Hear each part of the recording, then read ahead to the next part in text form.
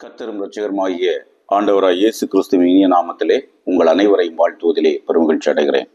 கிறிஸ்துவுக்குள் பிரியமானவர்களே, இன்றைய செய்தியின் தியானமாக பிலிப்பியர் 4வது அதிகாரம் 6 மற்றும் 7வது வசனங்களை குறித்து நாம் தியானிக்க போகிறோம். இன்றைய சூழ்நிலைகளிலே கிறிஸ்தவ வட்டாரங்களிலே அநேக உபதேசங்கள் பரவி கொண்டிருப்பதை நாம் காண முடிகிறது.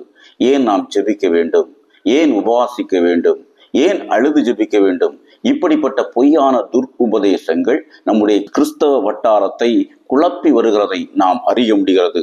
ஆயினும் வேதம் தெளிவாக சொல்கிறது, ஜெபம் ஒவ்வொரு கிறிஸ்தவனுக்கும் உயிர் நாடியை போன்றது என்று வேதம் தெளிவாக நமக்கு கற்றுக் கொடுத்திருக்கிறது. இன்றைய தியானத்திற்கு நாம் ஆதாரமாக வாசிக்கிற வேத பகுதி பிலிப்பியர் 4:6 மற்றும் 7வது பகுதிகளை நாம் வாசித்து தியானிக்க போகிறோம்.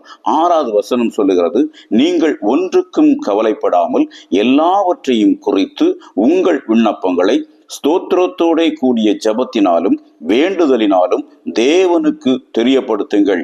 நீங்கள் ஒன்றுக்கும் கவலைப்படாமல், முதலாவது நாம் ஜெபிக்கிற அந்த நேரத்திலே நமது கவலைகளை நாம் ஒதுக்கி வைக்க வேண்டும்.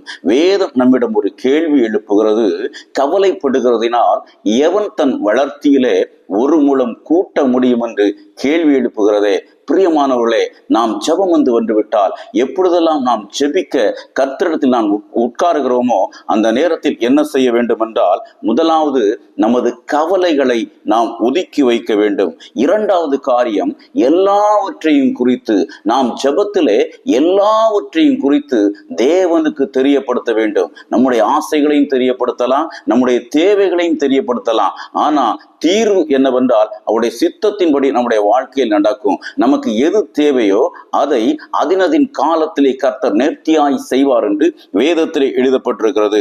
நாம் ஜெபத்திலே எல்லாவற்றையும் அவரிடத்தில் தெரியப்படுத்த வேண்டும். மூன்றாவது காரியம், உங்கள் விண்ணப்பங்களை என்று எழுதப்பட்டிருக்கிறது.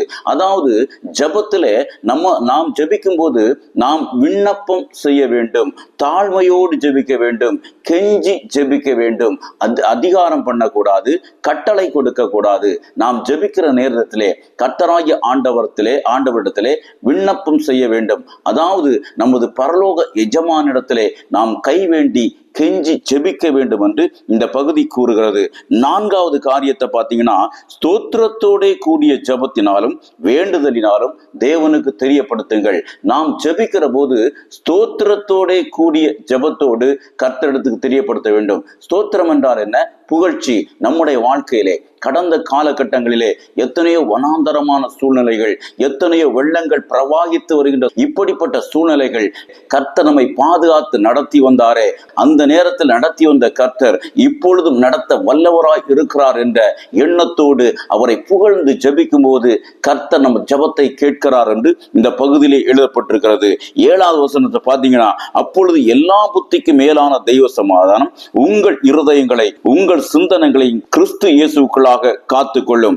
இந்த விதத்திலே நாம் ஜெபிக்கிற போது நாம் ஒன்றுக்கும் கவலைப்படாமல் எல்லாவற்றையும் குறித்து நாம் விண்ணப்பத்தோடு ஜெபிக்கும் போது, ஸ்தோத்திரத்தோடு ஜெபிக்கின்ற போது எல்லா புத்திக்கும் எட்டாத தெய்வ சமாதானம், அதாவது மனித எண்ணங்களுக்கும் மனித புத்திக்கும் எட்டாத தெய்வ சமாதானம் நம்மை நிரப்பும் என்பதிலே எந்த சந்தேகமில்லை.